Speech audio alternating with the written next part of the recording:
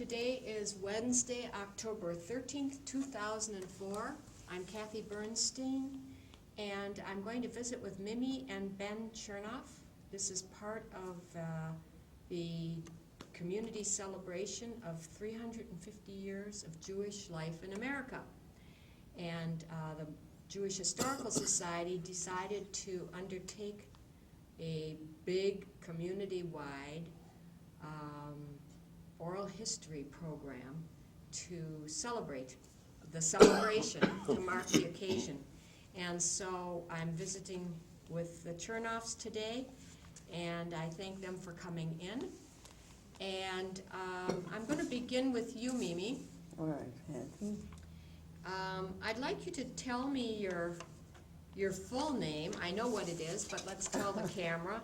And I'd like to know if Hess was changed, what it means, if anything, and I'd like to hear a little bit about your family, where they came from. Well, my name is Miriam Hess Chernov. My family. My father came from Canada. My mother came from England. But both families were on their way from Russia to America. Okay. What else did you ask me? If the name Hess meant anything. Oh, no. No. Nothing at all. You don't know where it came from, the name? Well, we had a terrible name before they changed it. Ah, there we go. But What was I it? don't want to say it. Okay. And it was never my name. All right. Okay. And If I wanted to embarrass her, I'd just bring up that name. oh, is that it? It's that bad. No, Okay. it's not that bad. And where were you? When and where were you born? Well, I was born in Milwaukee, and it was in 1922, Mm-hmm. which is a long time. No, it's not. So it's 82 years, right? That's a nice age. Why did your people come to Milwaukee? Well, because my grandfather, my father's father, was a very ardent Zionist. Oh. And they wanted to start, they went to Chicago first, and then they were going out to California because he had TB. But they came to Milwaukee because they begged him to come up, my grandfather, and start a Zionist organization here, which he did, but he died here before they ever got to California. He died a very young man, didn't he? Yeah, How old? I don't know, but I think like in the early 40s, as I understand, yeah. he left a wife and 2 children. Wasn't he a doctor? Wasn't he the first Jewish Yeah, doctor he in was Milwaukee? I understand. He was. Wasn't he? Really? The first Jewish doctor. But he was very poor because he didn't charge his poor clients. Mm-hmm. He thought they were too poor to charge. Did he have only Jewish clients or patients? I don't know, but it wouldn't surprise me. Uh-huh. It's long before I knew you. Uh-huh. Long before. And so, was there Mount Sinai for him? No. Oh, no, this No. was long before that. And I would assume they were all Jewish. Mm-hmm. In the same area that they lived, which was the 13th and 12th and Walnut and all Walnut, yeah. My grandmother, after her husband died, had to support 3 kids, and she had no training. So she had watched him deliver babies, and she became a midwife. Oh my gosh. And she delivered half the Jewish yeah, kids. yeah. A lot of people you know. Oh yeah, I couldn't name them all. How But interesting. I think, wasn't Larry Katz one of them? Yeah. For example, Larry, Oh. yeah. So she did. She worked all her life as a midwife and sent my father to college and her one daughter to college. So I think midwifery did well by her. Oh my gosh. Yeah. I didn't know that. That's a wonderful story. And your father's sisters would say that he was the favorite We was. of the mother. He was the male. Oh. Yeah, my grandmother spoiled him, but not her daughters. Talk a little about your dad. Oh, my dad was a wonderful character. Why was he a Robert character? Hess. Uh-huh. He too was an art Zionist. He should have been an actor instead of a lawyer. He was very flamboyant. Isn't that what you call it? Flamboyant's a good word. And interesting. Interesting man to grow up with, because he could be either very angry or not. And I know you too. I never knew which. That's right. So, I'd walk around on tiptoes. You know about that. I do know about that. Find out. But he had a colorful life. He loved music and went to all the concerts and brought many of them here, sponsored them, and had friends. So interesting they were. I remember we had a stairway in back that came down to the living room. And I used to sit on the stairway and listen to the conversations. Now we had singers and actresses. I remember Freddie Washington. You know what you ought to do? You ought to tell Kathy about what he and your Aunt Rose would do on Saturdays. My Aunt Rose played the piano, and my father narrated in theaters. Silent movies. They had silent movies. Interesting. We're talking a long time ago. It is. And Daddy would narrate, and he was so dramatic. Something like the Indians are coming, and then his sister would be playing the Ding, ding, piano. But always rolled his R's, Uh-huh. and we got mad at me, called Miriam. He was very colorful. What was your mother doing while all of his flamboyance was playing out in the Trying living to room? calm him down. What was your No. mother's maiden name? Mother was Sarah Schneider, and she was a singer, professional Oh. singer. She had a beautiful voice, which I wish I had recorded. And Well, she was a teacher, wasn't she, too? yeah, and she sang in church choirs. She had the Temple Emmanuel choir for a while. And she was very sweet. What about this movie actor? Movie actor. Dennis? Dennis Morgan, wasn't it? Yeah, What, oh, I remember Dennis Morgan. What about I sat on his lap. him? You did? I Yeah, remember. he and Mother had a radio broadcast, and I had a crush on him. I think I was 14.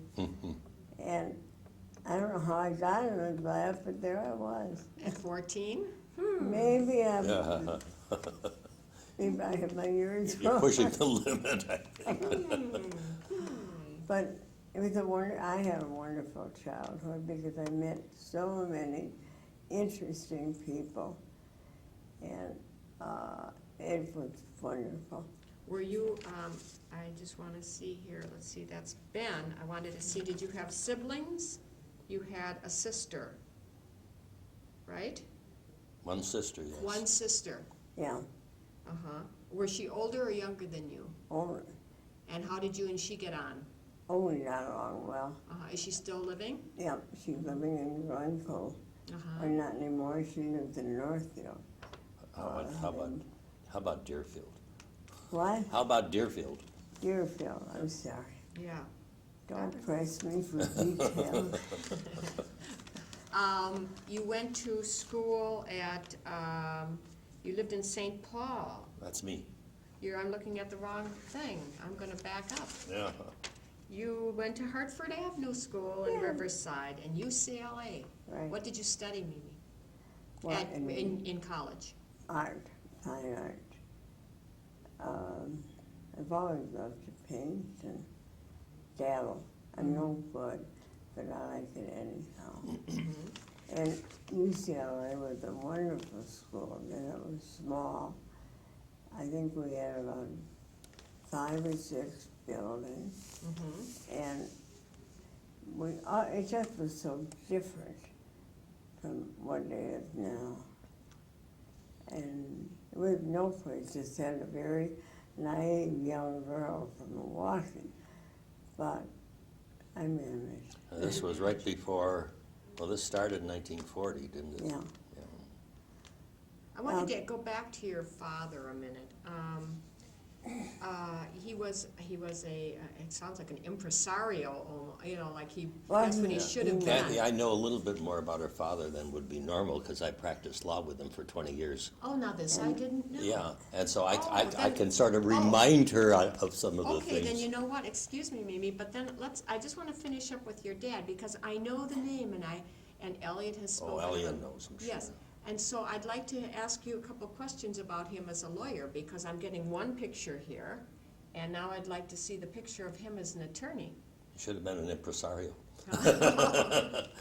He was very able and very bright and very undisciplined. Uh-huh. Couldn't stay with things to carry them through. Mm-hmm. What Put kind him of? in front of a jury, he would spellbind. Sure. And during his career, though, he was chairman of the Zoning Board of Appeals for the city Mm-hmm. and acted in that capacity for a long time. And but as Mimi said, he did bring in theater. Usually lost money on it. Mm-hmm. And wasn't he one of the real founders of what was it, Skylight or No, Florentine. Florentine Opera? Okay. Florentine Oh. Opera. Uh-huh. He and John and Nello. Yeah. Right, I remember him. Mm-hmm. Yeah. And you remember Ray Mitchell? No. Remember that name? No. He was a musical kind of guy, and he would sort of co-sponsor musical events, and always lost money on them. Mimi, I want to ask you something. Your father was, I'll bet he spent a lot of his own money on bringing in these people and so on and so forth. And did you live well? Well, we never knew about being poor. I mean, we lived very well. You lived on the east side. We lived on Prospect Avenue, and we had a nice house. Lived But 2 we- blocks south of the temple. Yeah, we never Emmanuel. lived extravagantly. Well, I shouldn't say that. My father said mother didn't support. You lived as if you had more money than Yeah. you did. Just like my dad. I think mother, I remember a long time ago, mother, the Padways and the Levines And the Saltsteins? and Saltines, and they were very dear friends, and they were moving into a big home on Lake Drive. And my mother wanted none of that. She didn't, she was very happy with just a house, a nice house, but not a mansion. So I didn't end up there. Mm-hmm. But it would have fit the Robert part of us. Yes, I understand. I'm going to move, you went to UCLA, and I understand that you worked after the children. Oh, yeah, Were you a stay-at-home mother? yes, You had 2 children? Yes. yeah. We had a daughter and a son who now deceased. Mm-hmm. But I was a stay-at-home mother, and I enjoyed it. With what did you do within the Jewish community as far as volunteering and things? Emmanuel, Federation. I was on the board of the Federation many years ago. You were an employee of the Federation. Oh, yeah. Why? What did you do here? I did PR, but not for long. Uh-huh. Well, didn't you do some creative things too, some artistic things? Did you do So some I women, haven't. some programs or something? Yeah, Yes. I designed one program, Mm-hmm. a shofar. Yeah. And, We have that at home. yeah, and then another one, Robert Cole painted it, but I suggested it. Mm-hmm. I did so much. Well, the trouble was, as I understand it, once you got talking to Malzera, all work ceased. That's true. I worked for him. That's why I only lasted a while. Uh-huh. Also, it was very interesting. I don't think he liked Ben. Hmm? I don't think he liked you. Oh, me? Yeah. Well, he had reason.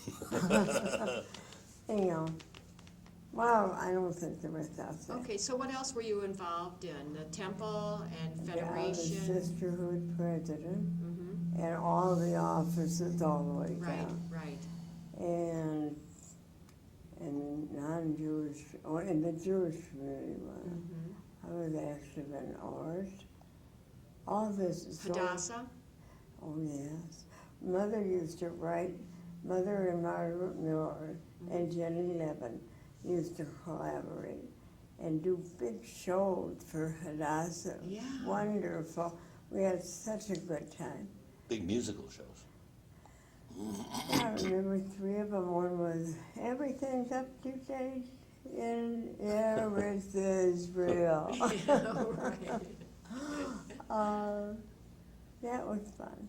When did you go to work? Because I understand you were the director of World Affairs or Living Alternative Programs, your husband I told was me. the When was that? director.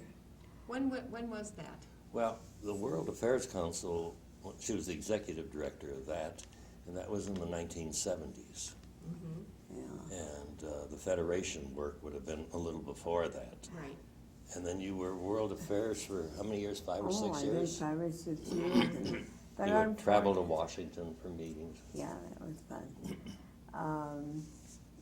Then I got arthritis, Mm-hmm. and I wasn't able to continue to work. You can't sit down and get around. So it was a good job, and I loved it, but I quit. Mm-hmm. And then in '77, there was a job I had in between. Oh, overs? Dr. Overs. It was research. And I worked with a woman in that office. And Well, he was kind of a sociologist or something who did studies and kind of an activist. And you For were what? For what? for good causes. That sort no, of- well, he was, but his work was adult education. Oh, okay. What's the word I want? The research I did was on volunteer opportunities for older people. Okay. You notice that I always gravitated to older people because the next one I worked with Mm-hmm. was interfaith. Right. Living Alternatives Program of Interfaith. Yeah. I wrote a directory of nursing homes, which is still used today, and it was told everything you would want to know about a nursing home if you had to go to one. I mean, the question, whole page, each nursing home, Mm-hmm.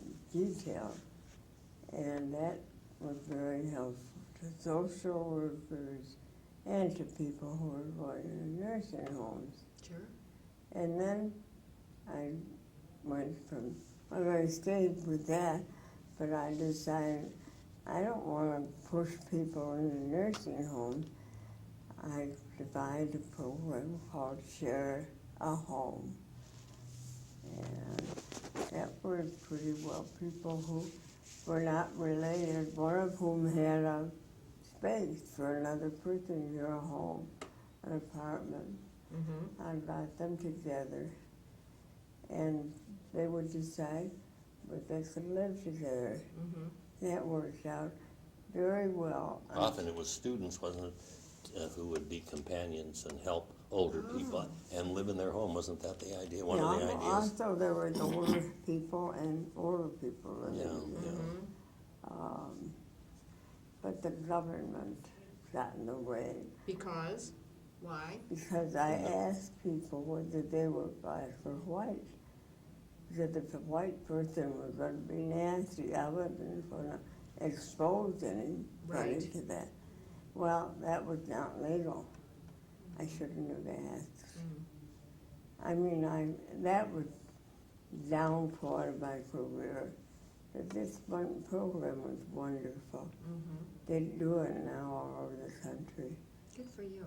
But Well, the reason you asked is so many times people would not allow a person in their home to live with them if they were with another Oh, race, yeah. of another Oh, sure, race. of course. And so you try to avoid the situation where you set them up for an appointment or a conference, Right. only to have it blast into the face of the person who's being rejected Right, in a right. sense. How long did you work on that, these, I'm 1977 you said you started? You retired in '88, I think. Yeah. Oh, all right, so that's a long time. 11 years.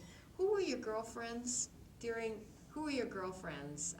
What age? Oh, like in your 30s, 40s, 50s, and I know friends change and that, but who Oh, were some well, of your friends or your couple friends?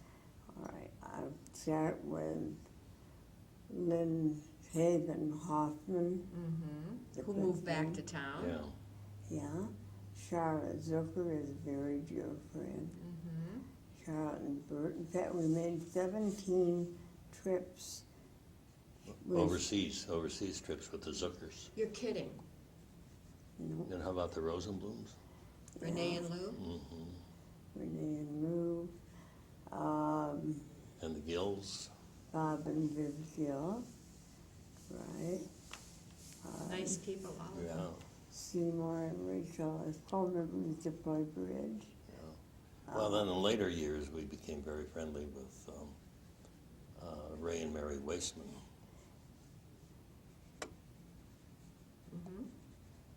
An interesting aside, Mary moved out to California into was not a retirement home, but assisted living and she's so happy there. Well, Ben's sister fell, and the doctor told her, Ben's sister, Mary's in LA, and my sister lives in LA. Okay. Ben's sister fell, and she is a couple of years older. And Ben, the doctor told her, you should not live alone. And so, guess where she ended up? Next to Mary? With Mary Wasteman, which is a wonderful, Shidduch. yeah. I tried to get them together when I knew Mary was moving out there. It didn't happen. It just didn't happen. Yeah, people are, like now they were forced to be together Yeah. and it's working out. Oh, and we haven't heard, I don't think she's moved in yet. No, my sister's Oh. moving in a few weeks, but Uh-huh. now they will get to meet. Well, that's nice. And knowing the two of them, they'll do fine. Yeah. That's lovely. That's very nice. Do you have any grandkids? Oh, do we? Oh, that's a good question I asked, huh? Yeah, How many? five. Where? Five wonderful. How old are they? The oldest one is 30. I gotta put that on my list. I don't have that. And that's something, That'll get people talking. yeah. I'm doing all the talking. That's all right, you're doing fine. You're doing great. Yeah. I just wanna know, you had 5 grandchildren. How old are they? From what to what? 30, 28 or 29, 28, yeah. 28, then 2 at 23, 23 and 23, and 21. 21. You run the gamut. 4 boys, 1 girl. Okay.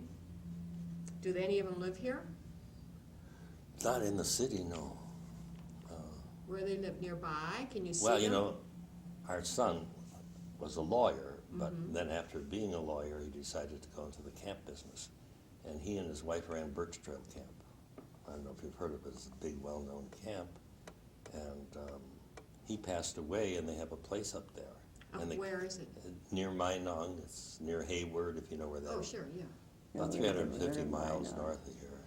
And so the family lives up there for a good part of the year, but they will be moving back. At least Barbara, the wife, will be moving back. And Gabe, the son, one of the sons will The too. 28-year-old. The 28. And the others are in Chicago, a student at Madison, and one's in Seattle. And one wanders the world. The 30-year-old has inherited our love for travel, I guess. Wanderlust. What such wanderlust. But he does it differently. He takes the bike and his guitar. Uh-huh. Mountain bike, yeah. He has traveled. He started in Mongolia and skied in Mongolia, holding onto ropes that were pulled from a jeep. It's a good thing I don't know about all this. before. Absolutely. What you don't know won't hurt you. That's right. And he got all the way down to Cambodia and Vietnam. Wow. And the second year, those took 3 months. The next 3 months trip was South America. And they're fascinating what he writes about. He traveled all over South America. Yeah. Are the grandchildren aware of their Jewishness? Did we talk about Jewishness in your family, observance at all? Oh, no, we didn't. You didn't? How Talk about, to Ben. okay, I will talk to Ben.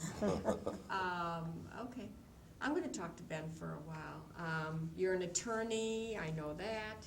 Are you still practicing or not? Believe it or not, yes. I can't believe it. Good for you. And I know you've been an active member at Emmanuel. You've been on the board, what have I was your- president for 4 years, When was that? 71 to 75. Those were nice years, Yeah. weren't they? Big membership at that time. Big membership, not so many problems. Yeah. Big members will be as problems, yes. When did Rabbi Weinberg die? Wasn't it right about then? Yeah, 76 or 77, yeah. Yeah, Uh-huh. he was a very good friend of ours. And that was a real loss. Yeah. Yeah. Uh-huh. So you, thank God, weren't president when that happened. I know you're the past president of the Milwaukee Jewish Council, and you served on national boards like what, NACRAC or? Yeah, they've changed the name, but yes, NACRAC. Yeah. And then, Which other ones? We talked about this on the phone, but I asked Well- myself, which other ones? I became active in Reform Judaism, the UAHC, Okay. and am now still a life member of the Commission on Social Action, honorary life member, and an honorary life member of ARTSA, that's the Association of Reform Zionists of America. Uh-huh. And I reactivated the American Jewish Congress chapter here in 1947. In 1947? You know, was president of that. Just a That minute. was the beginning. American Jewish Congress. Yeah. Chapter 1947. And then, incidentally, I had occasion, somebody asked me the other day, remember this ship Exodus that they tried to get into then Palestine? Uh-huh, sure, of course. And a Reverend Growl was on the ship. Yeah. I know what it was. We were talking about the new Milwaukee Center where the old auditorium was Right, remodeled. uh-huh, mhm. And we had our most successful meeting was at Bruce Hall, which is what that used to be. Sure. And Reverend Growl was the speaker because he was the minister on the Exodus. Oh, for heaven's And I'll sakes. bet at that time we must have had 1,200 people come to that. Oh, It interesting. was tremendous. So that was the American Jew. Remember that? Yeah, I sure do. And then I was chairman or president of the ADL locally. Tell me something, Ben, and I'm going to ask you about your family, but it seems to me, in looking at your activities, that social action and all of that was like the major part of your life. That's true. And where did that come from? I suppose being a lawyer gives you that kind of sense of fairness. Not all, and I would say not everybody. Not everybody, but it did. But one time Mimi and I were talking, and she said, well, what makes you so interested in this, or something like that? Uh-huh. And I said, because it's right what I'm doing, because I think it's right. And it's your own sense of justice, ethics, things like that, that you're trying to do good for the total community, I guess is what you'd say. Well, then let's talk about your parents, because these things, these personality, I think that many of these values are inherited, are passed on down. So I'd like to ask you some of the same questions about your family as we talked about with Mimi. Tell me about where your grandparents came from and how they came here, why they came here, when they came here? Of course, I never knew them. They were all from Russia, Okay. and many of them were killed in the pogroms. Really? Yeah, You're the first one who's told me this, I Yeah. think. and my father left Russia, I would guess he was about 21, and my mother, who they didn't know each other, they were thousands of miles apart, must have been 18 when she left. And it really, when you look back, you realize the courage and strength of their parents in letting them go to a strange land yeah. at that age. And my father would tell stories about how some of his young men friends would cut off their fingers and so on to disable themselves so they couldn't shoot a gun and things like that to stay out of the army. And that was, I guess, another big reason why he came here. And the interesting thing is that while they never, ever knew each other in Russia, they both boarded the same ship in Amsterdam, and that's where they met. Oh, they met on the boat. They met on the boat, and they Ben's came. mother was very pretty. Yeah, she was. And they came on the boat, and one was going to go to St. Paul, and the other was going to go to Philadelphia. And my father didn't have much money, and I don't know how much my mother had, but she had more than he did. And she loaned him $50, and at that time, $50 was a fortune. And all her friends were saying, you won't see him or the money. You're a fool. But between Philadelphia and St. Paul, they did meet and they got married. And they Why got, were they going to St. Paul? Was somebody there's living? family there, Family sure, there, sure. that's Got to the be a only base, reason. yeah. Yeah, it had to be, yeah. And I think they got married in the home of a family in St. Paul where there were people of that name here in Milwaukee, and I think the name was Shader. Shader. Shader, Oh, of course there were S-H-A-D-U-R. shaders here. Sure, and I think it's some Shader family that were related somehow to the family in St. Paul, Uh-huh. and they got married, and that's where they lived until well, World War II time when my sister moved to Miami. Incidentally, my sister is a social worker, and her husband worked for the Federation in Los Angeles. And they met, they both were workers for, what is it, highest? Hebrew Highest. Immigration something Hebrew service. Immigrant Aid Yeah. Society. Yeah, that's where they met. And so he was the director of the Federation in Los Angeles, in the Valley. Not the overall for the Right, big right. community, Yeah, well, for the yeah, Valley. They have a bunch of federations. Yeah, right. And so that was something. My father, I think, was a liberal, but he didn't have the time. He ran a small grocery store, and my mother helped. Their background and Mimi's parents' background were entirely different. Oh my, I should say. Oh. Yeah, and Now, wait a minute, so you were, this is in Minneapolis, St. Paul, actually. St. Paul, okay. You went to Minnesota, Right, did you do law school? right. Uh-huh. How come you came here? I met her. Where? You really want to know? Where did you meet her? On a blind date. Oh, that's okay, that's great. No, I don't mean My there's son- anything wrong with that. My son, had a blind date, Nathan. They're wonderful. Well, if you got enough time, I'll give you 1 minute of the Give me story. 1 minute of the story, we have time. All right. At that time when I met her, I had already enlisted in the Navy. Uh-huh. I was practicing law. I didn't want to be in the Army. I enlisted in the Navy. I was single. And in between enlisting and being called for duty, I met Mimi. And it was a question of, do I have time to take her out because I'm dated up to here? I'm going to go in the Navy and who knows who will ever see me again. And I squeezed her in on my How calendar. come you did that? But the gal who set up the blind date was the president of the sorority, of Mimi's sorority, that she, 85, that she belonged to in UCLA. And this gal, whose name was Phyllis Yeager, was the president of Minnesota chapter, whom I knew well because I was also the first president of Hillel at Minnesota. Okay, And, there's something there. And but she didn't know Mimi. Never met Mimi, but gave her such a build-up. And it wasn't until 50 years later when we tracked it down that she You lived. found out there wasn't true? No, but where were you? if She you was weren't- visiting her aunt in Minneapolis. Okay, that's what I Yeah, wanted. and so, well, she visited her aunt in Minneapolis. She had broken up with a guy here who will be nameless. Why? Oh, yes. He's now deceased, and she wouldn't say such nice things about him. Anyway, she was sort of moping around the house, and her mother called the aunt in Minneapolis and said, "For God's sakes, invite Mimi to be your guest. I can't stand her." Uh-huh.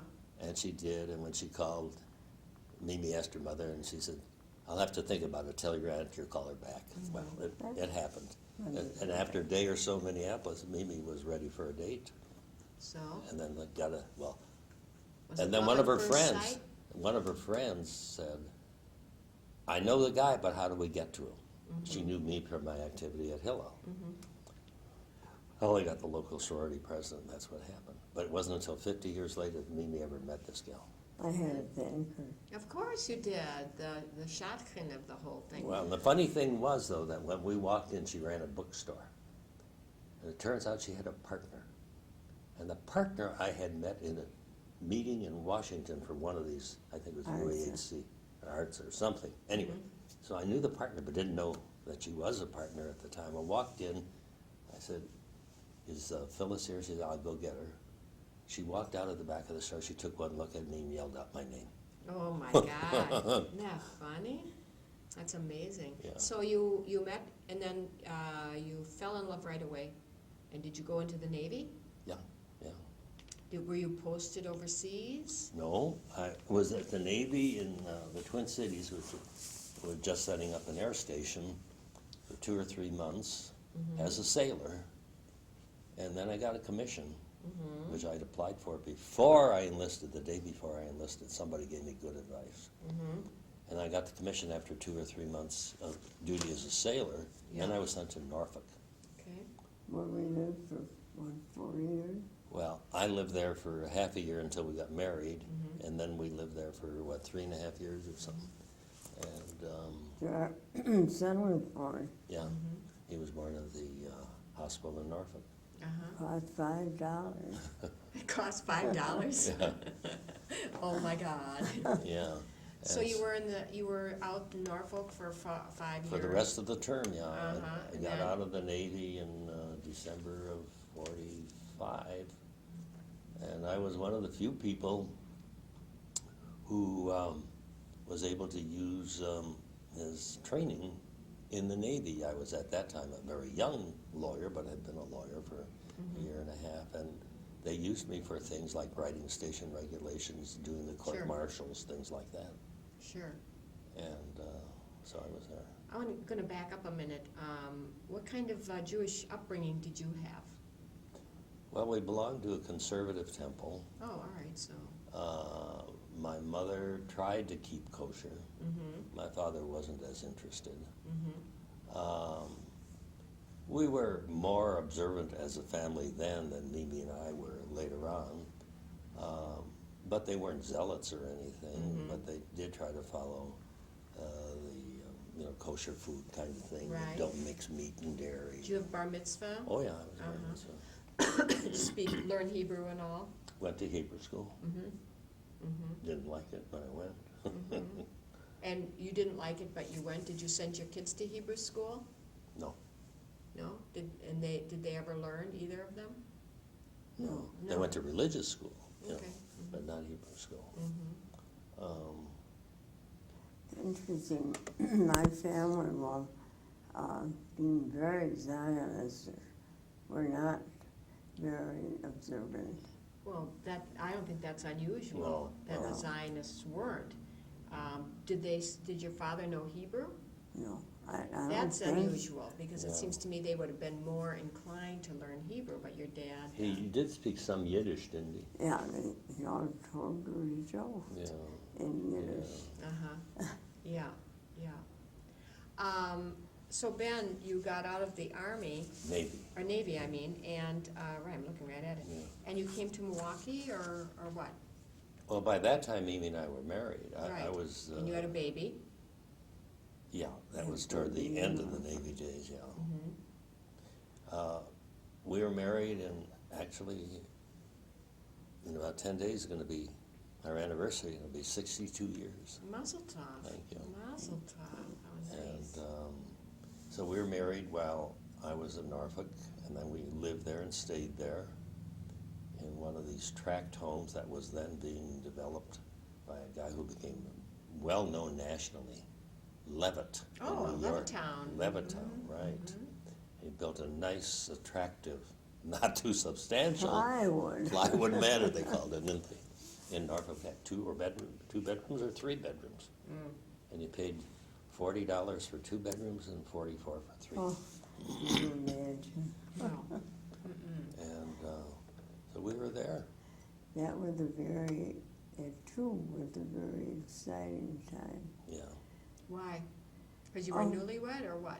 Well, we were there away from all family, Okay. on our own, newly married, in a whole different kind of a world. The world of the Navy had its drawbacks, but exciting. And because of Ben's work, we were invited to parties at the executive house. Yeah, I ended up as the assistant to the executive officer, and the executive officer is second in command. And so I would ghostwrite a lot of things, and he would sign them, but of course the senior officers would know that I was the one who did it. And if they were angry about what the order was or something, they would call me because they couldn't call the exec and yell at him. Right. So they'd yell at me. Uh-huh. But, When did you come to Milwaukee then? well, I got out of the And Navy. hang out a and- shingle. Well, first I had to be admitted. But we came to Milwaukee in December of 45, January of 46, and I was admitted to the Wisconsin bar about 6 months later. So it would be about June or August, I think it was August, of the middle of 46, anyway. And I practiced law here since. And you went in with Bob Hess Right. away? Right. Were just you and him? There are other lawyers in the office, but not in any formal sense, like a partnership or anything. They were shared space or Right, that right, kind of thing. right, that's Uh-huh. right. Uh-huh. And you've earned a nice living and done very well, and that's wonderful. I want to ask you a little bit about Israel. How many have you been? How many times? And what do you think of what's going on there today? And you can be honest, we have different people saying different things, but especially for 350 years of Jewish life in America, it's very, to me, I think we ought to bring up that we're having these terrible troubles in Israel, and I wonder what you think about them. How many times were we there? Well, we went there for the first time in 65. I think we were there 3 times in 2 years at that point. And then we've gone since, well, the last time, Mimi became more disabled the last several years, and Israel is not a place for wheelchairs. Otherwise, we'd have Yeah. been there. But altogether, until let's say about 1990, when we sort of stopped going there, we've been there, what, 8 or 10 times, something like that. One of those times we attended the DOA meeting, Well, the World Jewish Congress. World Jewish Congress meeting, And, yeah, and we had some interesting experiences there. yeah. And also we went to one for the World Union for Progressive Judaism, an international conference. What do you think today? About Israel? What do you think, what do you think is I going to wish- happen, I and what do you wish- think about I the wish wall? I wish I had an answer. How do you feel about the wall? I think I'm against it. I can see the reason for it, but I think I'm against it because I think it just gives the Palestinians something to focus on that's tangible. And I don't think they need that kind of help to be able to target their anger There was and be an excuse to do things that are violent. Huh? an interesting article, The American Jewish Congress or Was that Reform it? Judaism? yeah, Yeah. where the woman who lives in Israel said, "Now I'm back in the ghetto." Yeah. In the ghetto. Yeah. Yeah, it's interesting. Jews know from walls. Yeah. What do you think, how do you feel about, what do you think about the Milwaukee Jewish community today, either of you? Are we in good shape? Do we have an awful lot of capital campaigns going on? You know, there's a lot of more organizations than 25 years ago that I know, and I wonder what you think. I wonder how you feel. How do you feel about the growth of the Orthodox community? Do you think it's threatening? Do you think there's too much? Are you okay with it? Do you think that our federation is in good shape? Our campaigns have been pretty much the same for the last 10 years, although we raise supplemental money. And I wonder what you think about all of this. Well, first of all, I've never been a big, active Federation person. You've been on the board? Yeah, I've been on the board, but I guess I had disagreements with some of the leadership, especially the professional leadership, Okay. which years ago I did not regard as too sincere. And when I laughed one time when you mentioned a name and said he had good reason, it was because I told him at a meeting that he was talking out of both sides of his mouth. That's not something that will endear you. I think the Federation is very important, and I think it does create a sense of community, which to me is extremely important, and I think in the religious community too. Without a community, I think the Jews will be gone, and that's the whole thing. And so the Federation, the religious groups, and so on, I think are doing a fundamentally important job in that regard. You know, if I were spending all the money, my budget would be different, but that's a personal thing. I don't have much feeling about the Orthodox in the sense of overrunning. I think in general, nationally, on most issues, they get more recognition and credit or discredit, if you want, than they're entitled to because of their numbers. They just aren't that great a factor. But when something is kind of radical or extreme or something, it draws attention. And I think if you were to ask the average person, whether it be Jew or non-Jew, what the percentage of Orthodox is in this country, you'd get crazy answers. Well, if you ask a lot of Jews or non-Jews how many Jews there are in the world, people just don't have any idea. They think that there are so many more. And Mimi, of course, has her own point of view. I don't know what you What would is your say. point of view, Mimi? I'm a little bit more vehement than Ben. I don't like the Orthodox because they think they're superior to us. Okay. They're better Jews, and I don't agree with that. I think they're living in another world, and they're anachronism. Okay. All right. Well, we just have a minute or so left, and I wanted to, is there anything that I didn't ask you or that you really would like to have on this tape? Because remember, this is a snapshot in time, and you may wonder what we're going to do with this. We're going to catalog it. We may use parts of it if we want to talk about something one day about any of these issues that we talked about. We may pluck out a little piece. Don't pluck out that last sentence of I would not put that anywhere. But I like your honesty, Mimi. I like that you don't have to be politically correct sitting here. This is your film. It belongs to us, but I'm asking you the questions. I would just add this.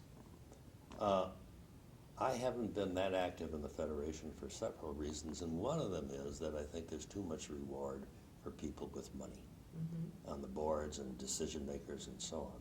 Recognize the need to get the money. Idealistically, would like to see people who are on the board maybe not as related to the money that they have and bring to the table. Having said that, I do think, as I indicated before, that's extremely important to have a federation, to have synagogues and so on, because if you don't have a kind of unified, structured group for the Jews around this country and around the world, you're not going to have Judaism. And my interest in Reform Judaism, or any Judaism from a religious sense, is not so much for the observances, because neither Mimi nor I really go for that too much. But for me, it's the need to perpetuate Judaism. And I think without the community, you won't have any Jews. So you think Jews are worth saving? Oh, definitely. Uh-huh. What are you most proud of in your life? Not speaking of your wife or your children. What are you proudest of? I'm proud of what? I guess I'm proud of some of the awards I've received, which are, without going into detail, are based upon the fact that you tried to do some good for the community, that you tried to promote the causes of freedom and civil rights and civil liberties and that sort of thing. Because so much of my life, you picked it up at the beginning, has been devoted to social action-related items. Mm-hmm. And to the extent that I may have contributed to that, I'm very proud of it. How about you, Mimi? Well, I think the proudest thing I am is having met and married Ben. Well, you can be proud, but you've got your own accomplishments. Yeah. And are you proud of the way you handle your difficulties? Oh yeah, I'm very proud. You of haven't that. mentioned, and I don't know that there's time, about some of the things you did with support groups and articles and so on that you did when you became disabled. Yeah, I wrote a lot and taught a lot while I was sick about the relationship between doctors and patients. Mm-hmm. And this was my first experience in chronic illness. And that was a long time. Well, didn't you set up a support group for people with arthritis? Yeah. And one of the first, that goes back, Yeah, almost 35 years There now. were no other support group with the word nobody knew. But I thought the doctors and sometimes the nurses probably more harmful than good because they distance it. Sure. From Because they can't fix Mimi you. was really, I think, in that sense, a visionary, both in support groups, doctor-patient relationships, standing up for your rights, patient rights, things like that. And you are the patient, you're the number one person. You're not there as a patient to please the doctor. You bet. You're there Yeah. to get help and help the doctor, but you're number one. If no more, would be more helpful. Well, it seems to me that if I were you, I would be proud that I look gorgeous today and am dressed to the nines and that I'm here doing an interview. I mean, I think it's amazing. After getting out of the hospital a month ago for pneumonia. Oh, my goodness. Good for you. Well, I don't know. If you're not proud of that, I'm proud of it. No, I'm I proud of am her, too. proud. And you too, because I know that without the support of somebody like you, she couldn't. Oh, absolutely, I No, could I not know. have. I know, it's wonderful. Oh, Is there a mhm. message you'd like to leave for, let's say, your grandchildren, that they're going to come in 25, 30 years and they're going to say, do you have anything on my grandma and grandpa? Is there something you'd like to say to them? To the, a message, a philosophy, a message to all the young people who will, hopefully watch this one There's day. a whole big wide world out there, and bring it into yourself. Enjoy it. Yeah. Yeah. I think enjoying everything is the answer. I'm not a down person, and I just get a lot of joy out of being part of this world. Our grandchildren are nice enough to say that their love of travel was inherited by them from us. Uh-huh. And if that's true, we feel good about that. Good, good. Well, I want to thank both of you. I know we didn't cover everything, No. but I sure know a lot more about both of you than I did when we sat Yeah, down. it was fun. And it's a nice interview, and it worked, I think, well. Yeah. Thank you. Yeah, I mean, to go back and forth, was there, we're done, right? Yeah. Is there any